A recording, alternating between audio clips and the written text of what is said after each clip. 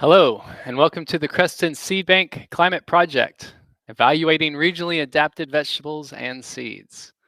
I'm Michael Washburn, the Preservation Director at Seed Savers Exchange, and I'll be your host for this session.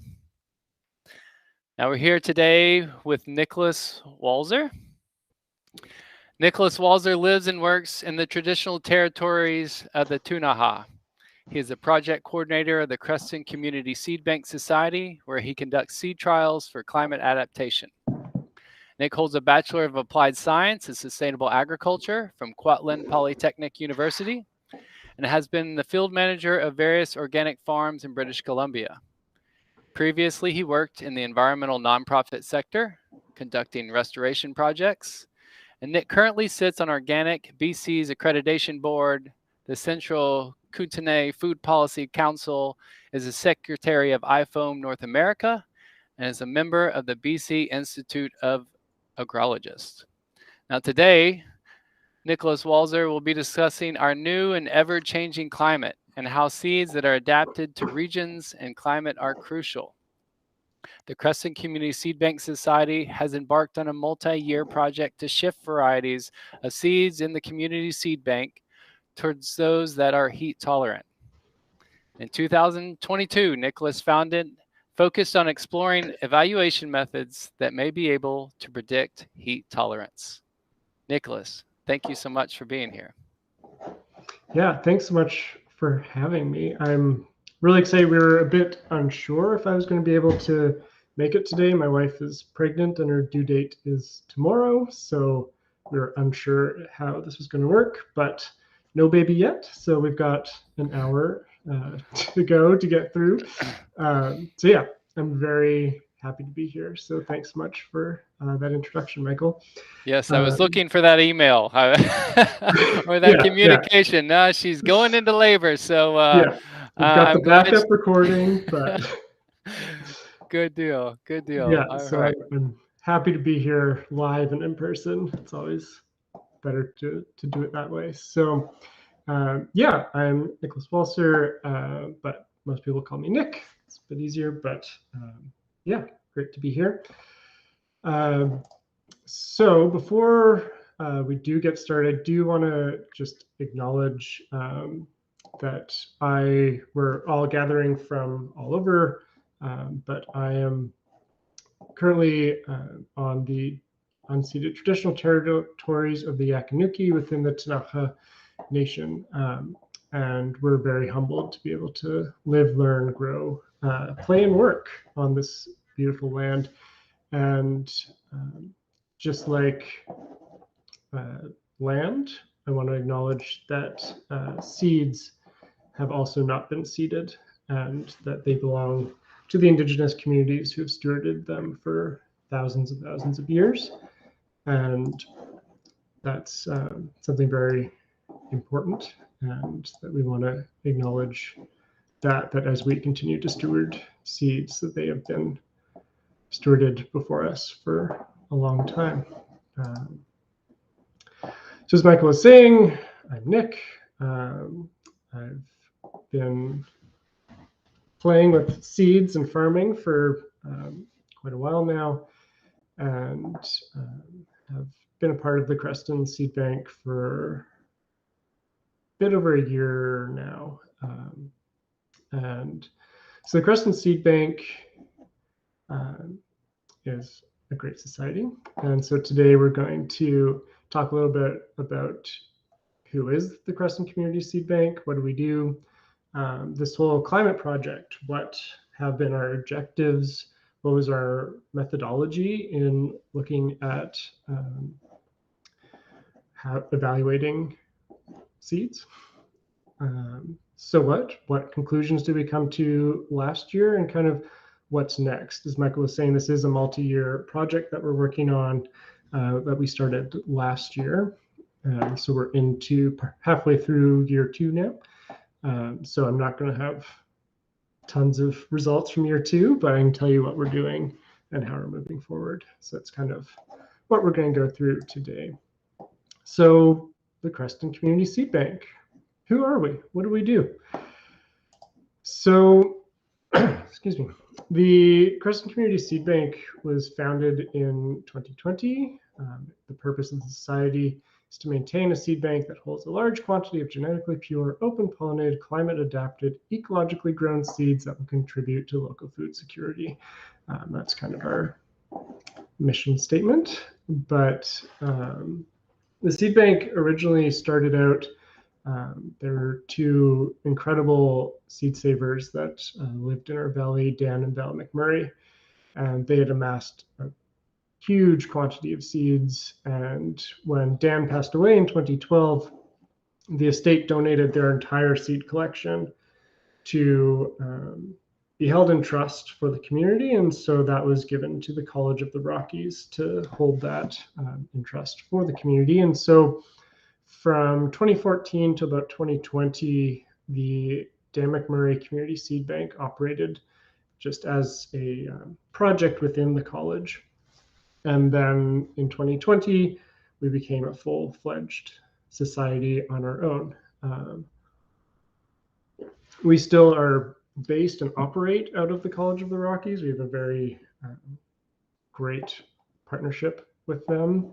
They provide us with growing space and things, which we'll get into in a few moments. But currently we have in the seed bank over 500 varieties of tomatoes, and then about another 100 varieties of other vegetables that we steward and maintain. So it's a lot of different seeds to play with, but we have a lot of fun with it.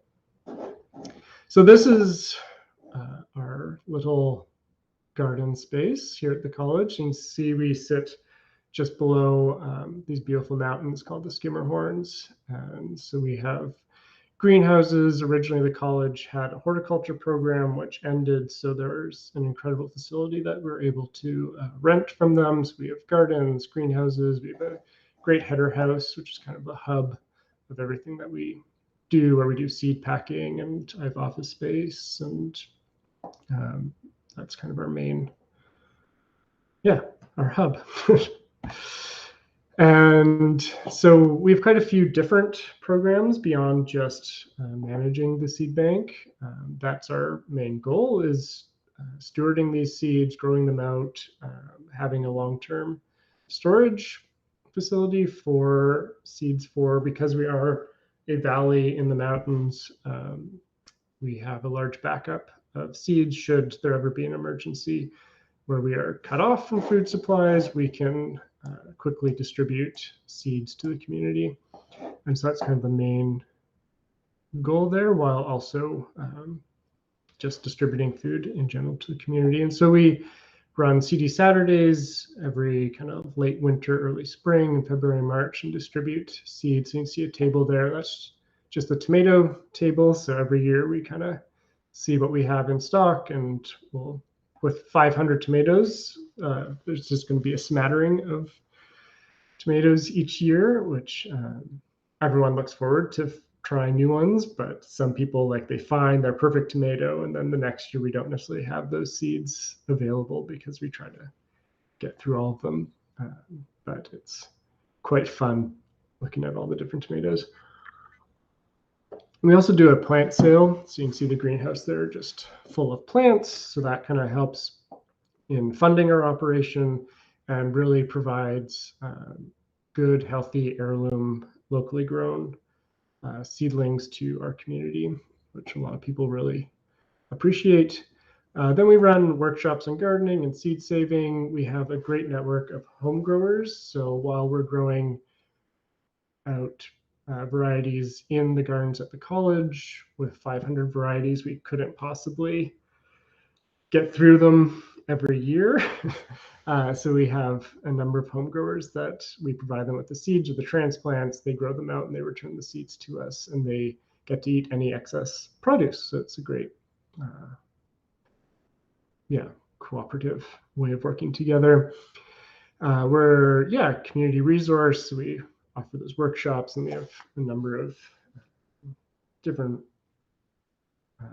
resources on our website. And when we're at community events, we try to answer questions and things. And then we distribute a lot of the excess produce that we grow. Not all of it goes for seed, And so that goes to our local food bank and other community organizations. And so what have we been doing with this climate project?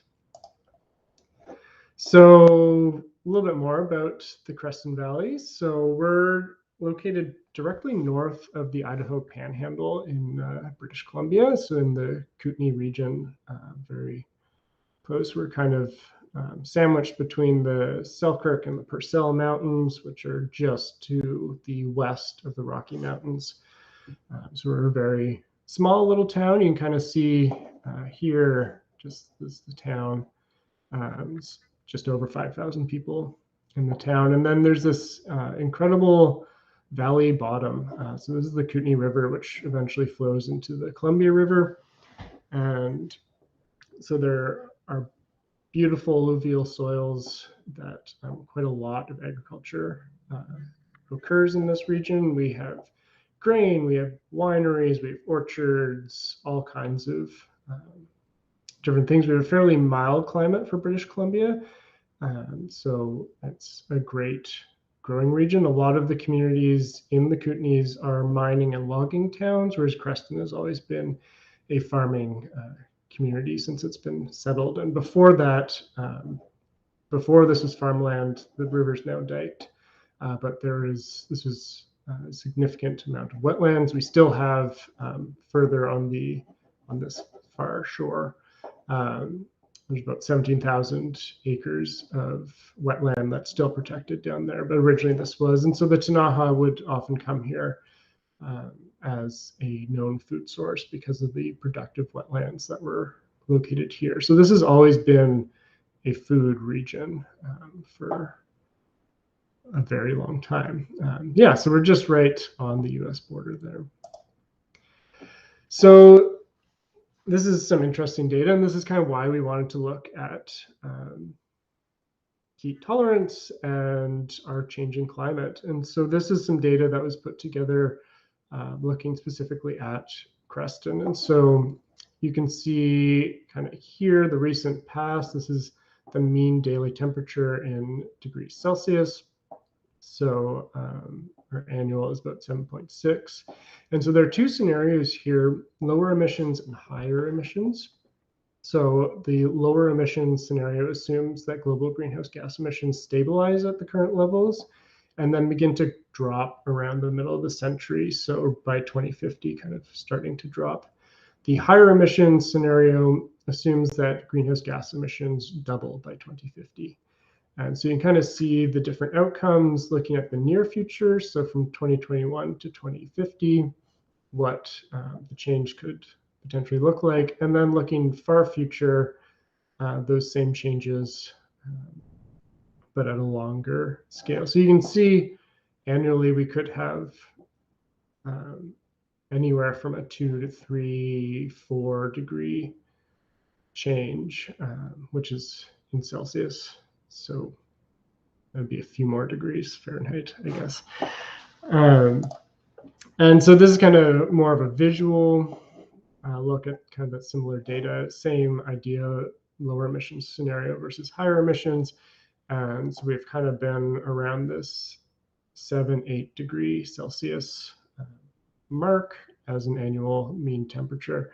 And we can see that regardless of the scenario, there's going to be an increase. And this is mapping of the Columbia Basin, where the Columbia River flows in Canada. So Creston is just down here in the red. So of our entire region, Creston will most likely experience the greatest change in the temperature weather trends. And so we're very lucky. The Kootenays are home to the world's only inland temperate rainforest. So we have a beautiful ecosystem at play here. And so you can see in the map on the left, this is kind of current mapping of ecosystems. And so Creston's down here in the valley, so there's some mountains on either side. And you can see this is kind of considered to be a grand fir, Douglas fir ecosystem. Up in our mountains, it's more of dry subalpine forest, wet subalpine forest, and some coastal hemlock in there, or alpine parkland. And so they've run 3 different scenarios for us here, and kind of regardless of the scenario and the changes, whether that's warm and moist, hot and wet, very hot and dry, depending on kind of how climate change happens, Creston ends up, regardless, being the whole valley in this red color, which is a grassland steppe. So we have orchards here, we have vineyards, as I was saying, all kinds of agricultural production. Change like this could have some very drastic consequences for agriculture in our region. And so we really want to start focusing on, one, how do we detect heat tolerance in vegetable crops? And so we can identify which crops are doing better or not so good in heat. And how do we then shift the seeds in our seed bank to being more adapted for the growing conditions and this heat. So 2 years ago in 2021, when I first moved to Creston, we had a heat dome. And so Creston had temperatures of over 40 degrees Celsius. That's about 104 degrees Fahrenheit. So very hot, not the mild climate that Creston has been in the past. And so last year we didn't get those extreme temperatures, still high 30s in Celsius. But the potential of having these more extreme heat domes is becoming a reality. And so we're really wanting to adapt and shift those varieties that we have and really bulk up the varieties that really do well in heat. So yeah, this is kind of what I was just talking about, but the objectives, that can we identify varieties of food plants that are heat tolerant and save viable seeds from them? So we may be able to grow that plant, but is our season long enough or dry enough or moist enough to actually save seed from those crops? Or are we able to grow the crop, but then to dry down those beans, well, a frost comes earlier now than it used to, and so we have a shorter season to grow those, or vice versa. Maybe it's more moist, and so the seeds aren't able to dry down. What temperatures result in damage to these crops? So kind of at what point do we need to start making changes to how we grow? Do we need to be using sprinklers and irrigation to kind of cool through evaporation? Should we be using shade cloth at a certain point? Like when do we start seeing an effect on crop production as the temperature increases? And then what measurements will predict heat tolerance in plants? How are we going to actually assess this was affected by heat versus this was some other condition that affected this crop's ability to grow? So how are we going to do this? So in 2022, so this was last year, we grew out 8 varieties of tomatoes. We had 2 plots growing consecutively. Each plot had 6 plants of each variety within that plot. So we were growing 12 plants of each variety of tomatoes. And then we grew about 80 plants of 3 varieties of pole beans and 3 varieties of bush beans to see how they dealt with the heat, and did quite a lot of different measurements. And so the first thing we did was we went and got a weather station. And so this is a very helpful tool. So it records temperature, precipitation, UV radiation, all kinds of things. And so every hour it's recording data for us. And so at the end of the season, we just download that into an Excel spreadsheet and can graph that and see the variability and compare that to our other measurements that we were taking of the plants. And so for tomatoes, we were taking the overall height. We were measuring that twice a week from the soil surface up to the highest growing tip of the plant. We then also were taking internode distance. So this is the distance between kind of each branch on a plant. And so this got fairly tedious. Like you can see in the picture there, that's a very small plant. So it's a lot easier to be able to measure a plant when it's that small. Whereas once a tomato is massive, trying to follow one main stem all the way up and measure the distance between every individual internode got quite challenging.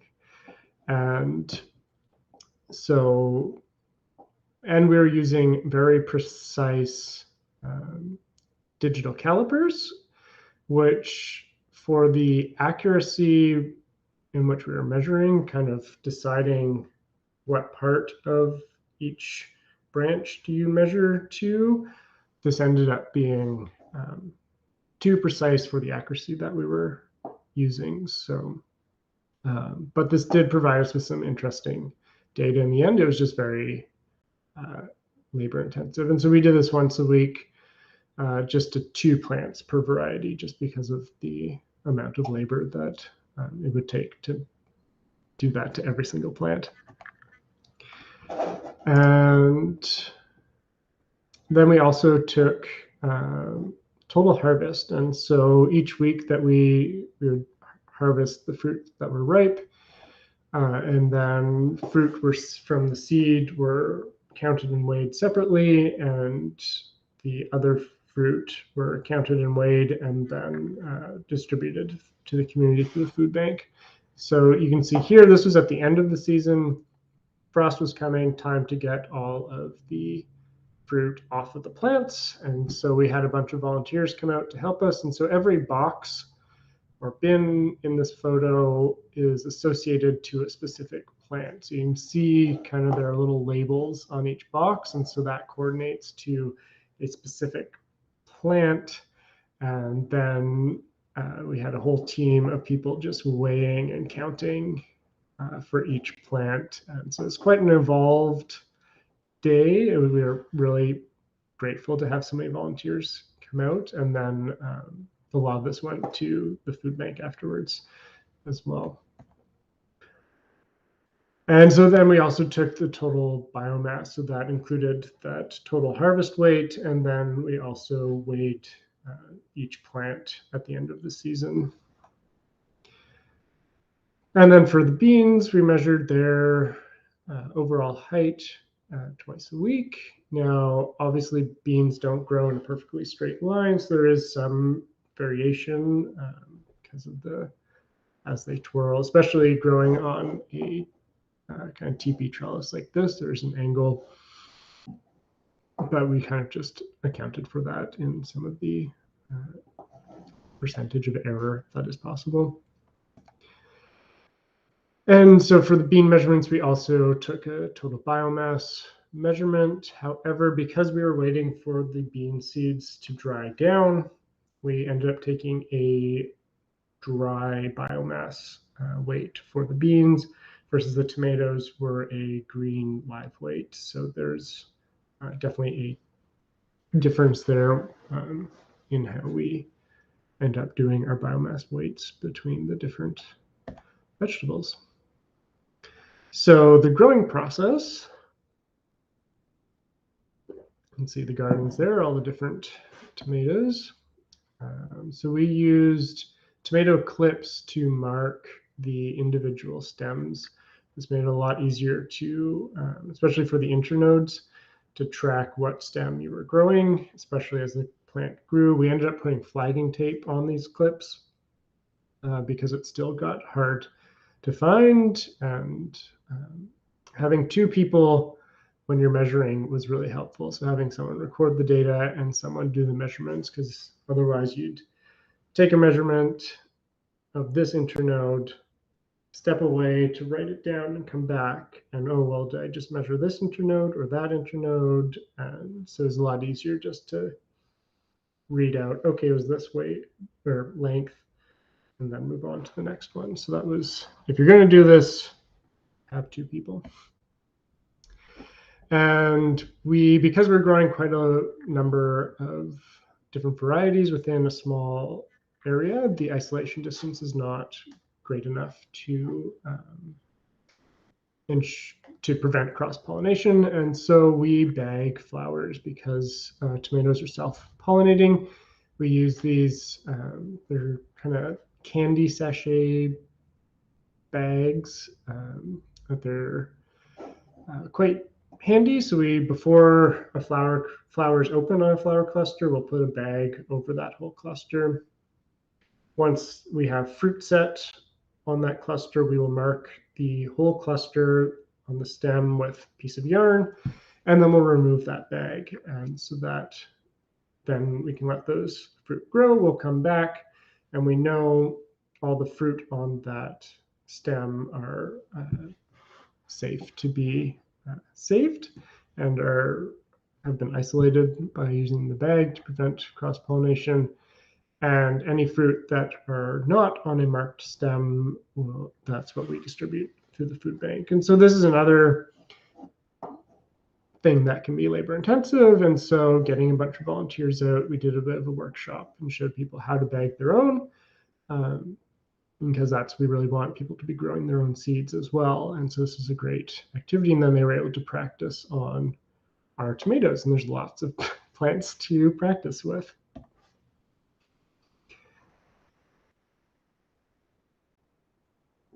And yeah, so you can see this was a one harvest day, so quite a lot of tomatoes that we were growing. And you can see all the different types and shapes. And so those went on to being distributed at the food bank. And those that we saved seeds from, we fermented the seeds. So you can see we combined all the varieties, but we kept each plot separate. So you can see red B, so this was red tomato of Montelari from plot B, and then there would be another jar that says red A, and that just kind of helped us see if there's any variability between the 2 plots that we were growing in. We did soil tests for both of them, and there wasn't really any big differences between the plots, which was handy. And then drying the seeds, weighing the seeds, packaging the seeds, and doing germination tests for the seeds. And so here's the different varieties that we grew out. You can see the different sizes. And Guido was quite a large, very large tomato. We ended up having one that was about 2 pounds. It's that one we entered into the local country fair, and it won first prize for biggest tomato at about 2 pounds, about the size of a dinner plate. So it was an heirloom from the Netherlands, which we were quite impressed with because it held its shape. It didn't end up splitting. Like you can see the Sandal Moldovan, which is even a smaller tomato, but it started to crack as it would grow. And the Guido kept its shape and tasted delicious too, which is an even better bonus. And so the beans, we had a very cool spring. And so beans need consistently warm soil before you plant beans. Otherwise, the beans tend to rot in the soil if it's too cool and damp. And so we ended up planting them in these fiber pots. And because beans don't like having their roots touched when they're transplanted, so these we were able to just put straight into the ground without touching their roots, and then the pots decomposed as the plants grew, and that just allowed us to get them started indoors before planting them out in the gardens.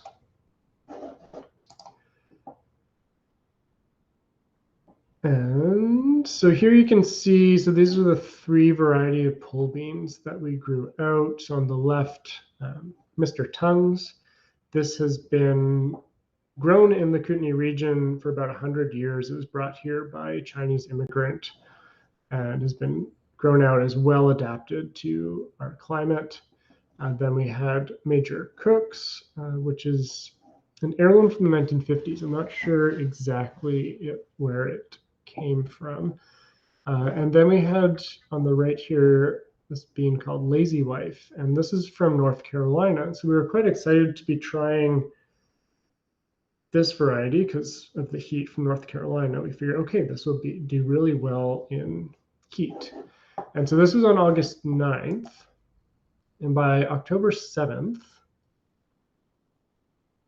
you can see on the left is the Mr. Tongues bean that's been grown in this region for 100 years. Well adapted, beans dried down, no problem, and we're ready to be harvested.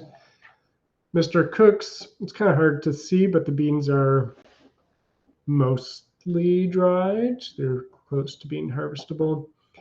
And then the Lazy Wife was nowhere near being harvestable word. And so what we realized was, yes, this can tolerate heat, but the amount of heat and the length of heat that it needs for a season is much longer than the growing season that we have here. And so it may be able to tolerate spikes in heat, but it also requires that heat all the way through. And so this probably isn't the best type of variety to be growing in our region, at least. But as climate changes, it's very possible that we might end up with longer hot growing seasons. But yeah, so this was October 17th. Usually we would expect to have had a frost maybe in September. We were lucky that we didn't have a frost and we were able to keep these on the vines for as long as possible. But we do end up often harvesting just the entire plants and bringing those into our greenhouses to dry because of the risk of frost. And so you can see here having them dry down fully in the greenhouses. And we had a lot of fun cleaning the beans. We have a local coffee roaster who provided us with burlap sacks. So in November, when it's cold out and the greenhouses are cold, it's a great way to warm up by jumping on top of plant material inside a burlap bag, breaking open those beans from their shells.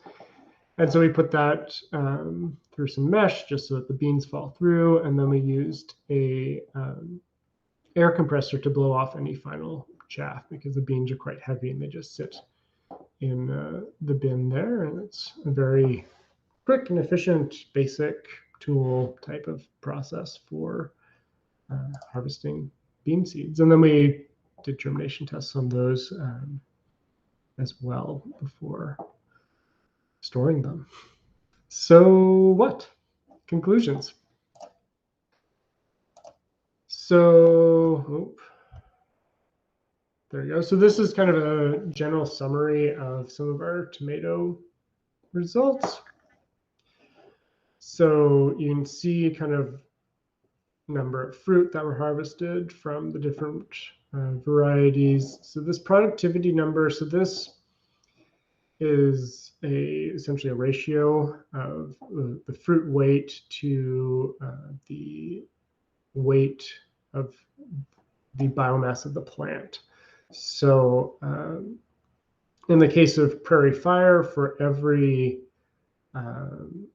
kilogram of plant weight, it will produce 7.54 kilograms of fruit, which is really good.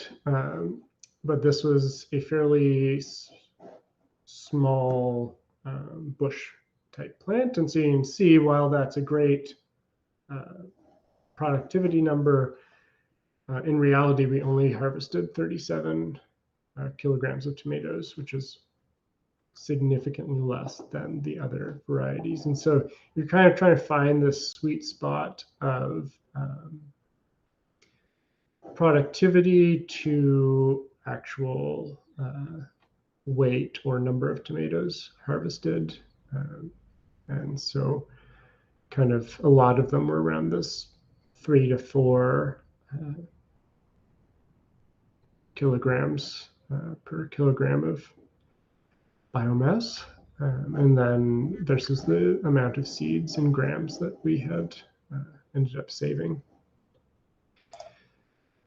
And then, so this is some data looking at, so this was plot A, looking at that height. And so you can see in general, this is the green is that bush type plant. So you can see it doesn't get as tall and it stops growing because of its determinate growth, whereas the other varieties were indeterminate and just continued to grow. But what we found was kind of in the middle of July, we ended up hitting about 32 degrees Celsius. And so this red line here is the maximum daily temperature averaged.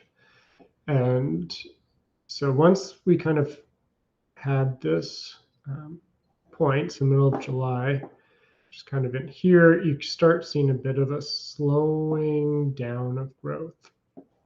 And so over here, this is the internode length of one specific plant.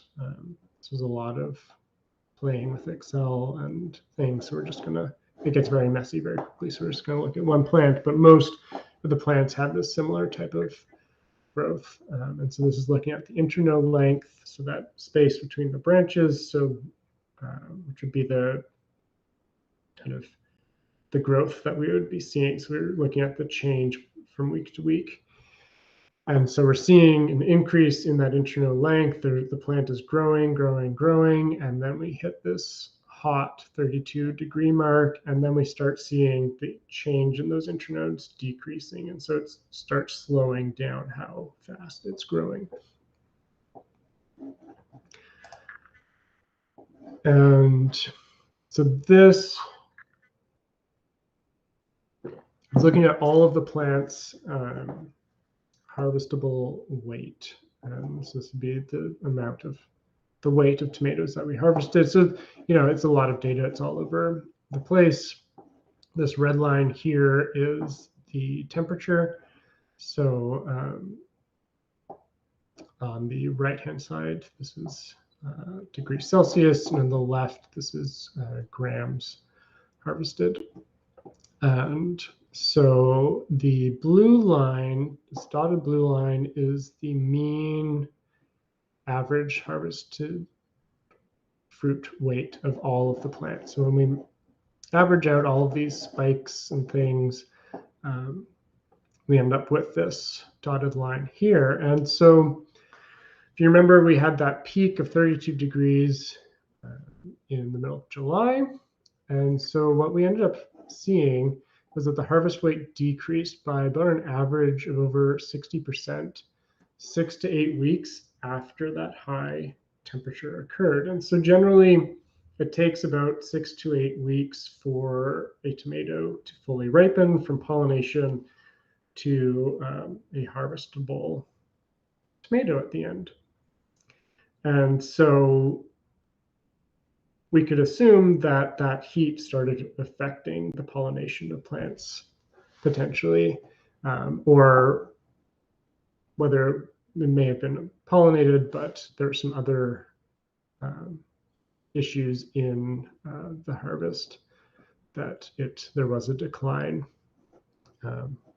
after that period. And so I will, for transparency's sake, there is one more harvest date after this October 2nd date, where we did that massive harvest where you saw a picture from before with the green tomatoes, because we were at the end of the season and so needed to get everything off the plant. And so all of these then have a significant spike here, which kind of changes this mean data, because that only happened because frost was coming and the fruit needed to come off the plants. And so if frost wasn't coming, I would assume we would probably continue to see a slow decline in the average as the plants kind of deplete over time. And so similar type of thing with the beans. So you can see this productivity number for the lazy housewife, very low because we didn't end up being able to harvest too many plants that were actually fully dried down by the end of the season, just because we didn't have that full length of a season to really get to that viable seed to be able to be saved. And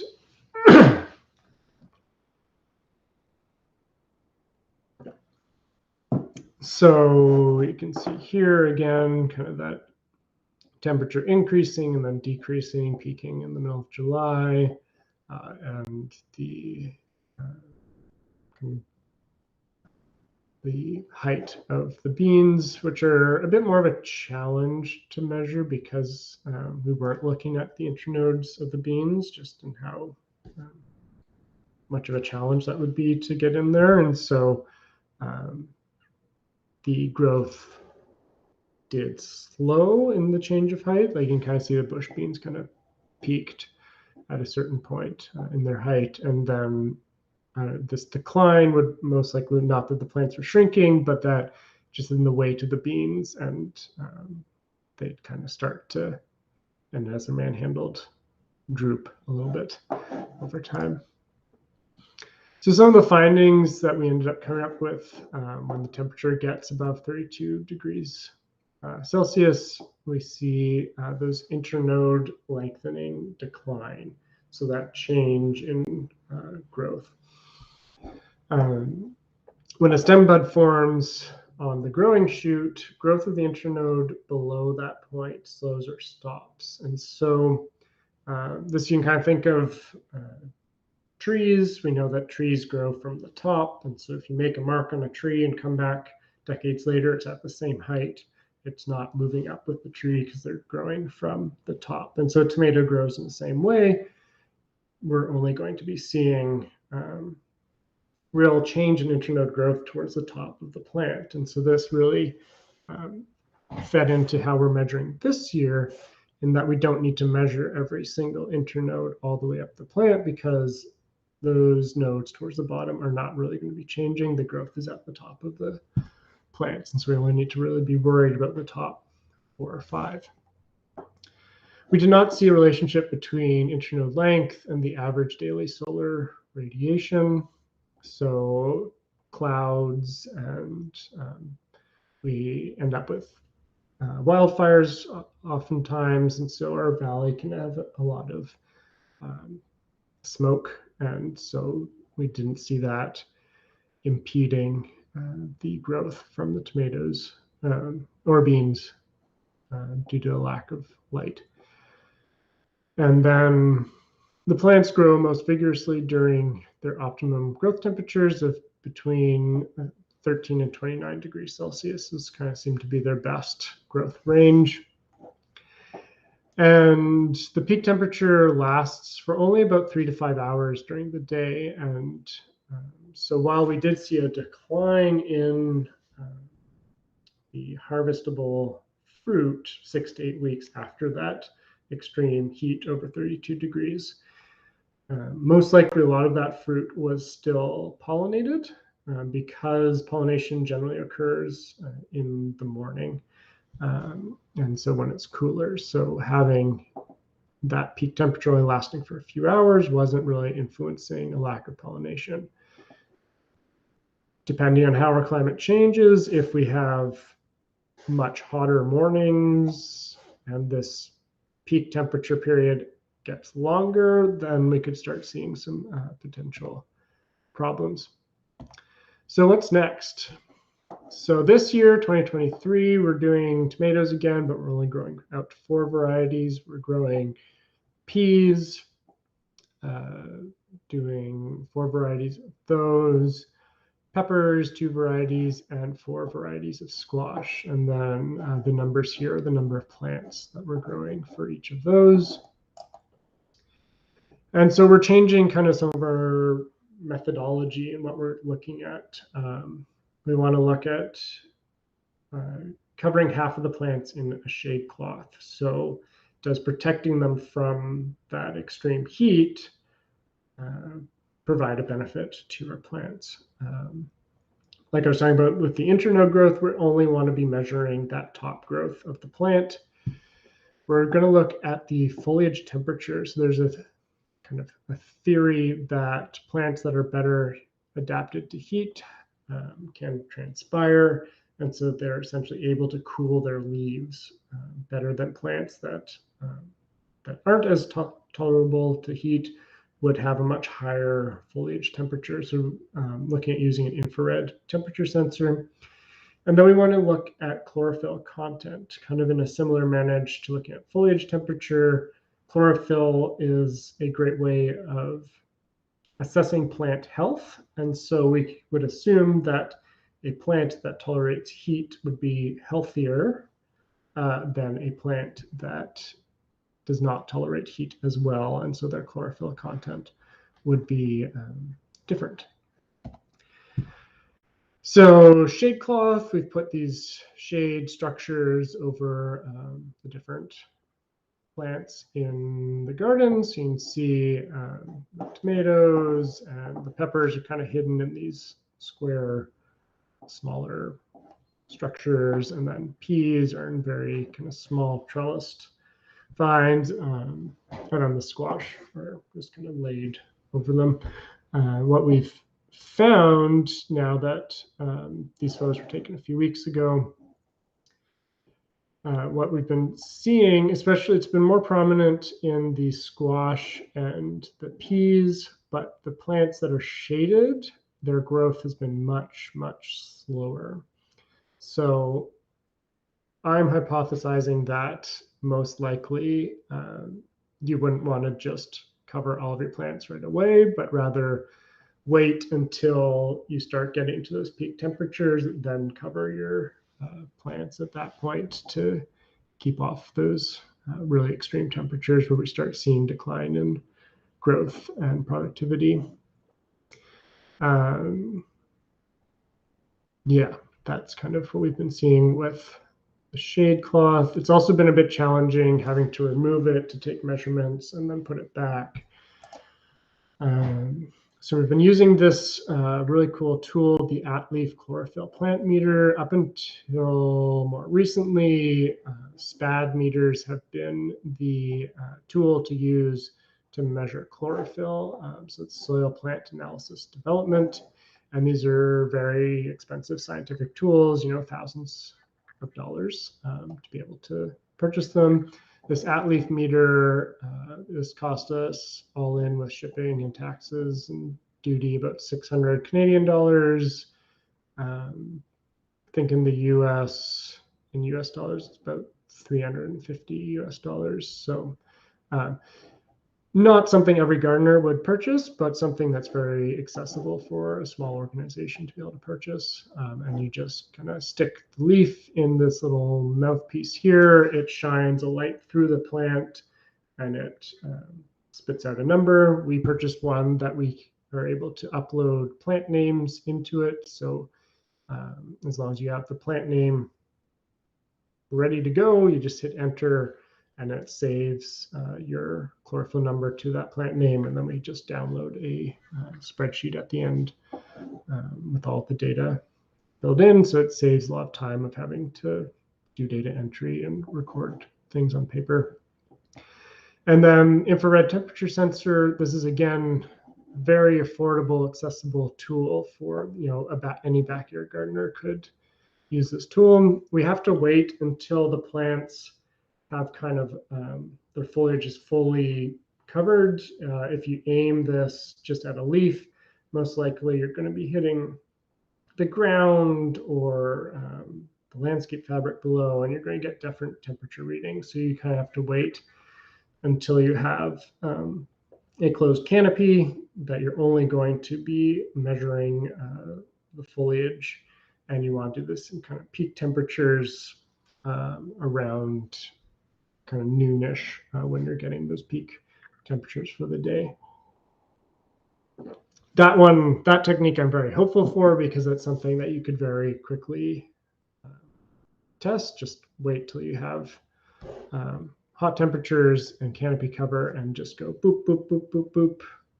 This plant is really hot. This plant is cooler. This plant is potentially doing better. But we're hopeful for that one, but we're also unsure if it's going to be all that useful in managing data and giving us good, reliable results.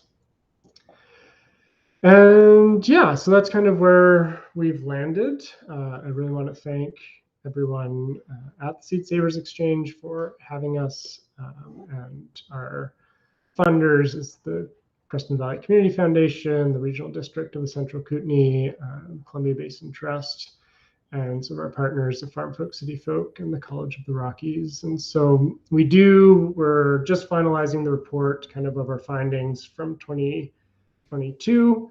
So that should be on our website soonish. I'm going to be going on parental leave for a little while with the baby coming soon, so I won't be getting that right out of the website, but we will have that coming up. And feel free to reach out, email, check out our website with more info, or our Facebook. And yeah, I'd be happy to share kind of what we've been finding, or provide any feedback. So yeah, do we have questions and things? Yes. First of all, Nicolas, thank you so much. That was wonderful. Quite interesting to see all the work that y'all are doing there. Digging pretty deep, so it's really neat to see all the different ways to tackle plant analysis as we look at climate change happening. So I've got a whole slew of questions I could sit here all day and ask you, but I will reserve a couple of those. But I'd like to go ahead and throw one up here. And Jan is asking, how can we get the results of the 2023 study when it's completed? Yeah, so that, like from 2022, will most likely, that'll end up going on our website. Feel free to email and say, hey, please send that to us when you're done. It takes us a little while to get through all the data. You saw all those graphs and things, and then compile it into, we want this to be useful data. We want other organizations and groups to be able to use this. We don't want this to just be a big scientific PhD thesis that sits on a shelf somewhere. Yeah, so that we want that to be available to people. So yeah. Great.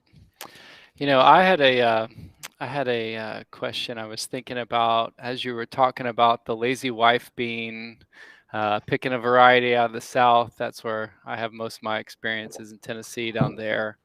So I did find it interesting that it didn't quite come to maturity.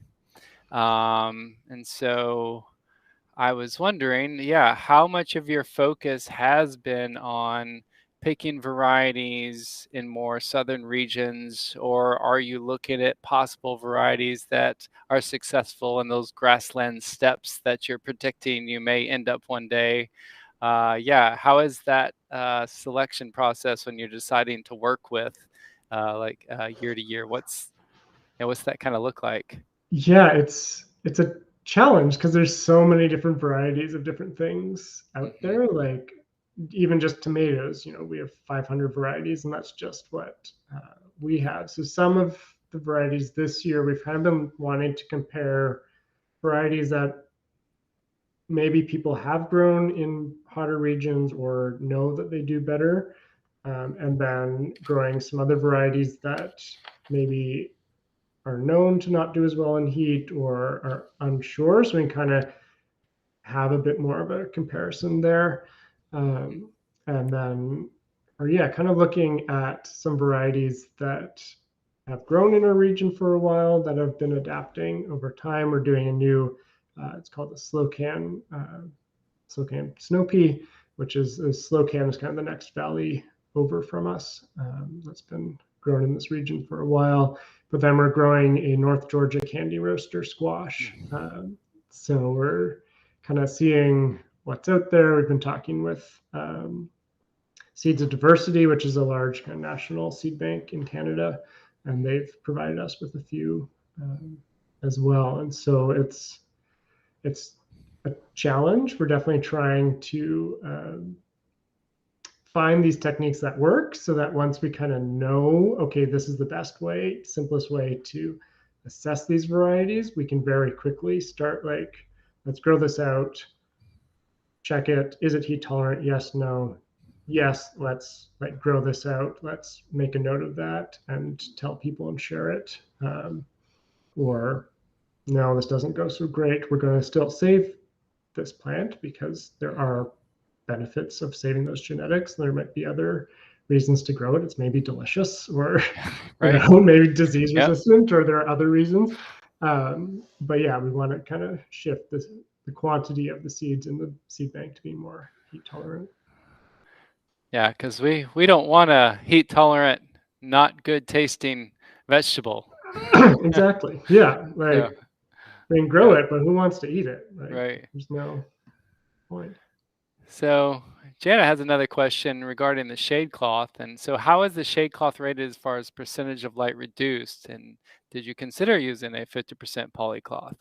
Yes, the type we're using is actually a 60% polycloth that we're using. It just because that's what was available at the farm supply store in our town. That's one of the joys of being in a small town. It's kind of, well, these are the options, or we're paying a lot on shipping.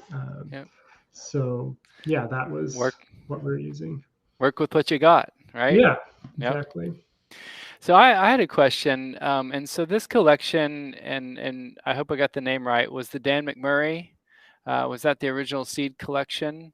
And I was just kind of curious of how that accumulated. Was that something that folks had just been donating in that region, or is that something that kind of organization was kind of seeking to find seeds? Yeah, so that was just a couple, Dan and Val, that they were fascinated by seeds, and they traveled the world and they traded seeds. I was recently looking on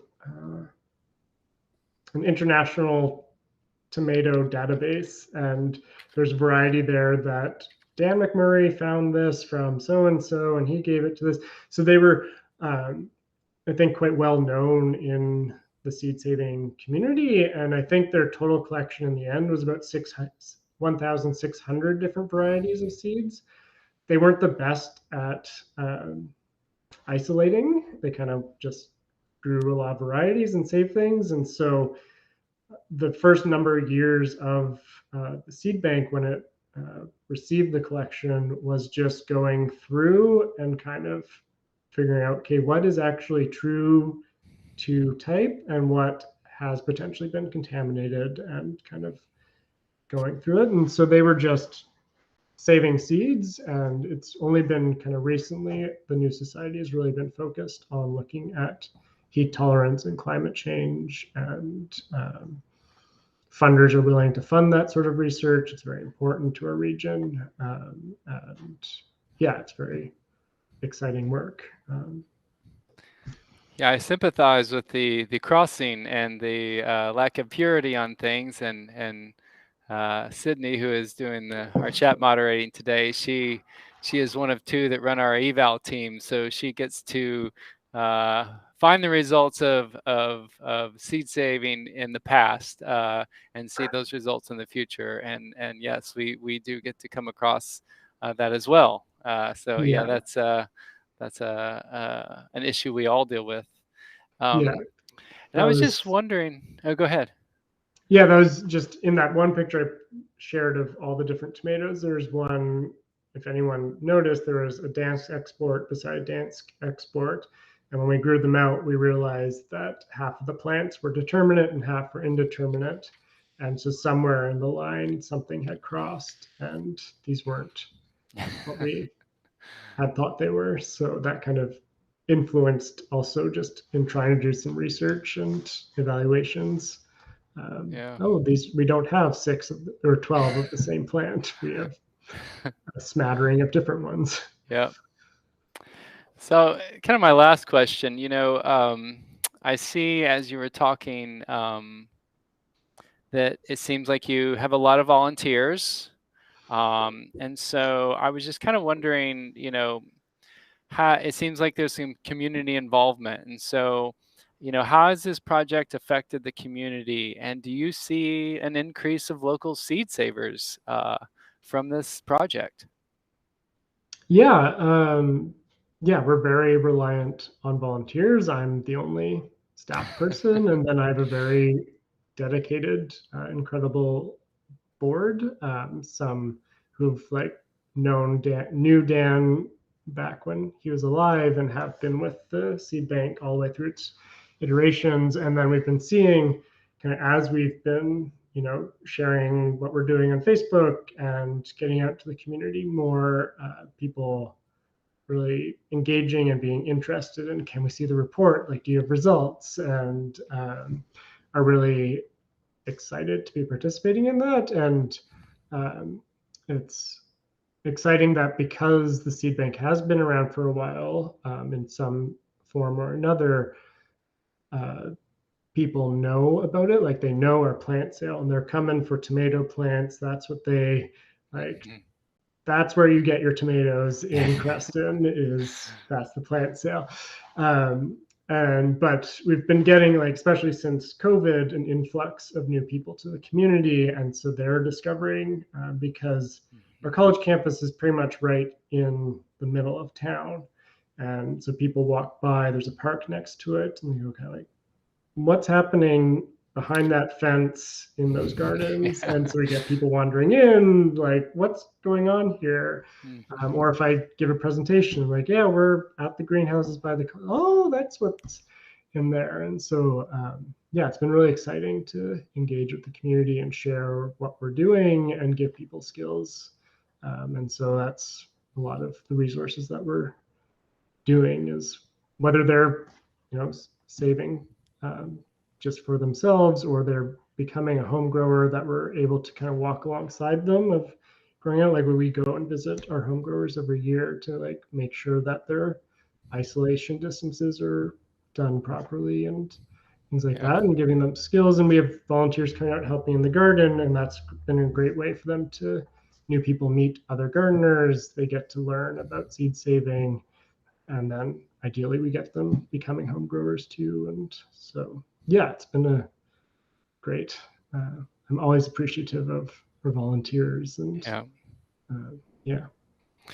Well, Nick, I thank you so much. It seems like not only are you building resilience within the seeds and seeking that resilience, it seems that resilience is also going to come to fruition in the community with the work you're doing. So keep up the good work.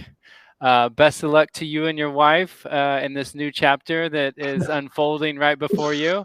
Yeah. And just enjoy it, because boy, it flies by fast. So yes, have a lot of fun with that. And yeah, we'll continue to be in touch. And I can't thank you enough for sharing your work with us today, Nick. Yeah, well, thanks so much for having me. It's been a pleasure. I'm excited to be growing my own new little seed saver. So yeah, get your own little seed. Yep. Yeah. That's awesome. All right. Well, fantastic, Nick. Take care, and hope you get a chance to share, check out some of the rest of the great folks that we're covering today. So yeah, I will. Thanks so much. All right. Take care. Take care.